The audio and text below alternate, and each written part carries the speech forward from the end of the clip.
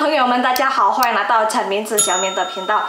Untuk kamu-kamu yang selalu nggak pede pada saat Chan Cincong pakai bahasa Mandarin, kamu wajib nonton video ini sampai beres, oke?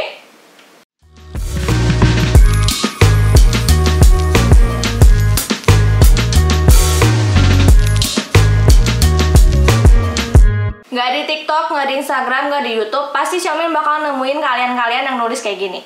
Aduh Xiaomin, aku tuh kalau baca ngerti, kalau dengerin orang ngomong juga ngerti lah, bisa dikira-kira gitu ya. Tapi kalau misalkan disuruh ngomong, tuh langsung bingung, nggak tahu mau ngomong apa. Terus kayak ngerasanya nggak pede gitu. Kalau ngomong sampai salah nadanya gimana? Mana bahasa Mandarin kan beda nada, beda arti. Aduh pokoknya kalau disuruh ngomong pakai bahasa Mandarin itu tuh kayaknya, aduh nggak pede lah, nggak banget gitu. Ayo, siapa yang masih suka mikir dan nulis kayak gini? Kalau kamu masih punya pemikiran seperti ini, berarti permasalahan utamanya adalah bukan karena kitanya yang nggak ngerti-ngerti, atau karena kemampuan bahasa Mandarin kita yang belum cukup tinggi, atau karena bahasa Mandarinnya yang kesusahan. Tapi itu tuh lebih ke mental pribadi masing-masing. Jadi gimana nih cara mengatasinya? Cara mengatasinya bukannya kita jejelin lebih banyak teori ya, tapi ya kita itu harus ngelawan pergunjingan batin yang ada di dalam diri kita. Seperti di pergunjingan pertama ini, banyak kan yang ngerasa, aduh aku tuh kalau baca ngerti, kalau dengerin orang juga ngerti, tapi kalau begitu disuruh ngomong, aduh nggak banget deh. Nah kenapa kalian bisa ngerasain hal seperti ini? Ya karena proses belajarnya itu masih pasif. Jadi untuk teman-teman semuanya yang ikut kelas bahasa Mandarin ataupun belajar otodidak, pada saat kalian itu lagi belajar sama laoshi ataupun cuma nonton dari video pembelajaran bahasa Mandarin, misalkan nih materi pada hari itu adalah perubahan nada pu. Nah kita dengerin tuh kan, oh perubahan nada pu. Pu pada saat bertemu nada 4 berarti dia akan berubah menjadi nada 2. Jadi kosakata ini dia akan dibaca pu cu, tapi dia akan berubah jadi nada 2. Jadinya dibacanya pu cu. Pu jika bertemu dengan nada 1, 2, 3, dia akan tetap menjadi nada 4. Jadi dibacanya tetap pu shuo, pu mang, pu tong. Memang pada saat kita belajar, kita akan mendengarkan dengan baik dan kita juga akan mencoba menirunya, bener kan? Tapi setelah proses belajar itu berakhir, apakah masih sering kalian ulang? Belum lagi kalau di video pembelajaran yang kita tonton dan materi yang diberikan laoshi itu ya cuma kasih 4 contoh kata itu doang. Pu shuo, pu mang, pu tong, pu cu. Terus kalau kita mau ngomong ini, langsung deh bingung, nggak pede. Aduh, ini ngomongnya pu-nya nada berapa ya? I-nya nada berapa? Oh my god, aduh ini gimana ngomongnya? Ini pu-nya kok dibacanya wo pu ai ta atau wo pu ai ta atau wo pu ai ta atau gimana ya? Aduh ini gimana ya ngomongnya ya? Maka dari itu, kita itu jangan cuma menerima aja, tapi kita juga harus sering-sering praktekin, sering-sering interaksi, dan juga sering-sering review fuxi. Dan jangan lupa juga untuk tuo ting, tuo kan, tuo xie, tuo shuo. Sekali lagi, proses belajar itu tuh nggak harus ada laoshi di depan kita, atau cuman kita itu namanya belajar ya nonton video pembelajaran. Padahal sebenarnya kalau kita itu dengerin lagu, kita nontonin film, baca artikel, balesin komen-komen teman-teman di medsos pakai bahasa Mandarin, itu juga proses pembelajaran. Kalau misalkan kamu target nih, kamu pengen bisa Chan Cincong dengan lancar dalam waktu 1 tahun. Cuma ngandelin dari nonton video pembelajaran sehari sekali, atau cuma dari les seminggu sekali sama laoshi, nggak akan kekejar materinya. Terus gimana dong kalau mau belajar tanpa laoshi? Kalau nggak ada laoshi, cara belajarnya gimana? Nah, teman-teman bisa nonton video Xiaomin yang satu ini.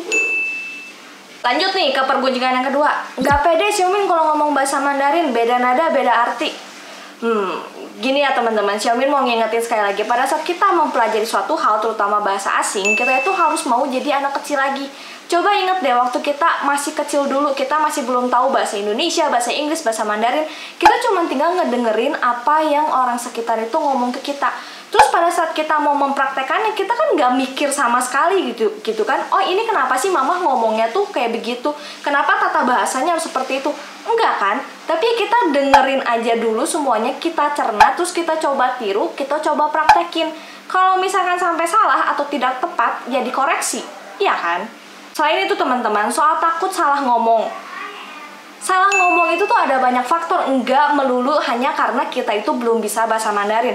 Kita ngomong bahasa Indonesia, kayak Xiaomin rekam video ini, Xiaomin berapa kali tuh salah ngomong? Emangnya dengan kita salah ngomong sekali, terus orang lain langsung nggak mau interaksi lagi sama kita? Atau itu tuh langsung menandakan, oke, bahasa kamu jelek. Teman-teman sadar nggak nggak sih sebenarnya belajar bahasa asing itu sama prosesnya seperti pada saat waktu kita kecil belajar bahasa ibu kita. Misalkan nih, bahasa ibu kita adalah bahasa Indonesia. Ya kita kan dengerin apa yang orang sekitar kita itu ngomong, terus kita coba tiru dan kita coba praktekin.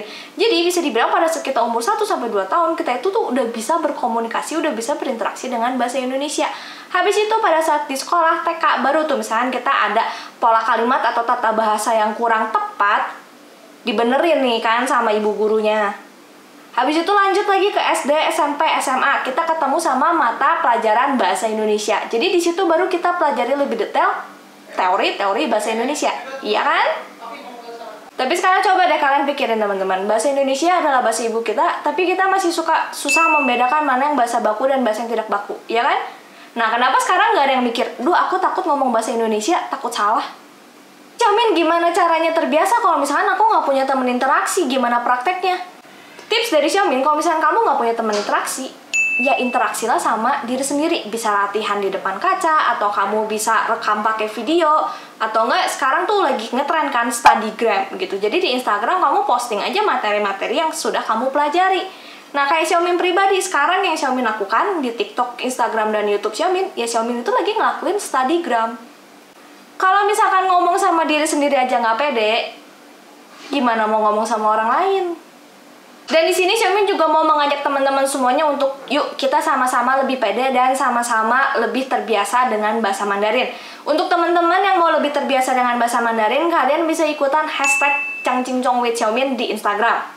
Tujuan dari hashtag #ChangCingChong with Xiaomin ini adalah biar teman-teman semuanya itu nggak ngerasa kalian itu belajar sendirian. Kita itu lagi sama-sama berjuang, kita itu lagi sama-sama membuat diri lebih pede dan juga lebih terbiasa dengan bahasa Mandarin. Xiaomin juga ngerti kalau setiap orang itu punya target dan proses pembelajaran yang beda-beda. Jadi kegiatan ini tuh nggak ada pressure, nggak ada yali sama sekali. Kalian bisa lakuin terserah kalian kapanpun. Pokoknya sesuaikan aja dengan kondisi masing-masing. 只要还在跑，多远都可以到达。不过现在的问题是，你还想不想跑？ Oke deh teman-teman, videonya hari ini sampai di sini dulu. Semangat terus belajar bahasa Mandarinnya ya, dan jangan lupa juga untuk follow TikTok dan Instagram Xiaomin di @sanminze_Xiaomin karena di situ juga banyak konten seru lainnya loh. 好的朋友们，我们下次见吧，拜拜。